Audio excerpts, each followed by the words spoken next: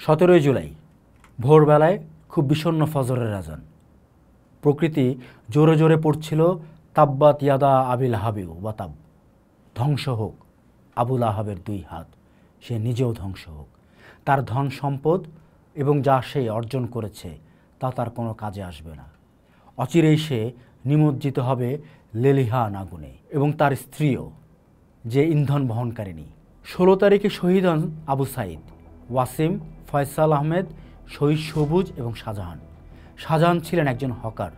তার দোকান ছিল বলাকা সিনেমা হলের সামনে। দুপুরে যখন ছাত্ররা রাস্তায় নেমে আসে Dhaka college, ideal college, city কলেজের, তখন শাহজাহান নেমে এসেছিলেন ছাত্রদের পাশে। রক্ষা হয়নি, প্রাণ হারাতে হয় সন্ত্রাসীদের হাতে। পরদিন পত্রিকায় ছাপা হয় পুলিশ দর্শক, ছাত্রলীগের হাতে শটগান। 17 তারিখ ছিল রূপরেখা পরিবর্তনের দিন। 17 তারিখ শহীদ আবু সাইদের মা বিদায় দেন, যা বাবা ভালো থাকিস।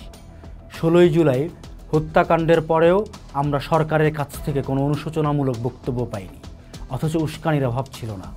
চিন্তিত সরকার তবে পিছু হটবে না, শক্ত হাতে দমনের নির্দেশ ছিল সকল থানায়। এই নির্দেশ শুধু প্রশাসনের জন্য নয়, এই নির্দেশ ছিল ছাত্রলীগের, যুবলীগ, স্বেচ্ছাসেবক লীগ, সবার জন্য। সরকারের তরফ থেকে বলা হয়, সরকারি চাকরিতে কোটা সংস্কারের দাবিতে শিক্ষার্থীদের আন্দোলন ভয়াবহ রূপ নিয়েছে। ধানমন্ডিতে আওয়ামী লীগের কার্যালয়ে বসে নেতারা মোবাইলে দলীয় সভাপতি শেখ হাসিনার সাথে কথা বলে অনমনীয় থাকার নির্দেশ পান। 17 তারিখ ছিল মহররমের ছুটির দিন। মহররমের শোক নিয়ে নারায়ণগঞ্জে হয় 16 তারিখের শহীদদের ধারণ করে তাজিয়া মিছিল। সারা দেশে কফিন মিছিল হয়। পুলিশ কাঁদানে গ্যাস আর সাউন্ড গ্রেনেড ব্যবহার করে।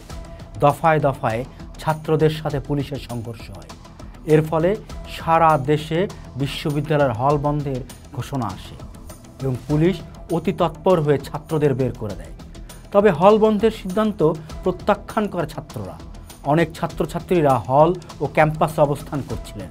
রাত 7:30টায় প্রধানমন্ত্রী প্রহসনের 8 মিনিটের ভাষণ দেন এবং খুনিদের নিয়ে কোনো কথা না বলে ছাত্রদের ধৈর্য ধরার পরামর্শ দেন।